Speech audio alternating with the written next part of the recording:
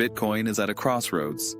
Yes, we've already made a higher high this cycle, well above the last peak around $68,000. But unless price finds a low now and starts ripping, this move could go down as just a marginal higher high compared to Bitcoin's past cycles. Here's why that matters.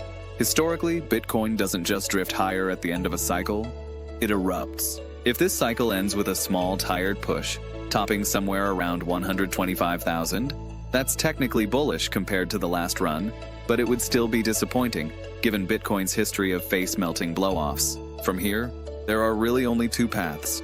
Path 1. We confirm a weekly cycle low, and then we take off into a right-translated surge, a true blow-off top, with new all-time highs forming to the right of the midpoint. Path 2. Momentum keeps fading, price chops sideways, and we finish this cycle with a marginal higher high before heading toward the next 4-year cycle low window. Two paths, and the clock is ticking. Sentiment right now feels exhausted. Sideways price action has worn a lot of investors down, and historically, that's when Bitcoin tends to surprise everyone. In past cycles, it's delivered 70 to 100% moves in just a few weekly candles. So, while momentum has clearly waned, the setup for one final euphoric leg is still there. It just needs a confirmed low to ignite it. My take? I'm mostly aligned with the cyclical view. I'm not a professional trader, and I respect systems that use rules, not emotion.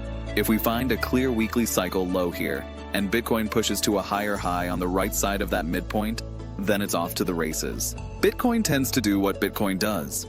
It can double in 1 or 2 weekly candles during a blow-off top. It's been the best performing asset of the last decade for a reason. Now let's be clear, if Bitcoin rolls over from here, that doesn't mean the entire cycle has failed. We've already made a higher high over 68K, but if this current weekly cycle left translates, and price trades below the prior weekly cycle low, that's when we'd confirm a downtrend leading into the next 4-year cycle low window. So here's what I'm watching closely over the next few weeks. Number 1, we just chop through here and make a weak push without any follow-through, and then we grind on down to a lower low below the last weekly low, and then a bear market. Number 2, a strong push with volume, large explosive candles.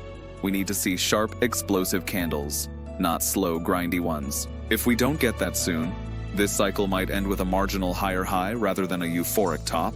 Right now, retail sentiment is muted, and that's often the perfect setup for a final blow-off move. But if the crowd never flips to greed, that tells us the market may have already given us its best shot. Either way, the data will decide. So, what do you think?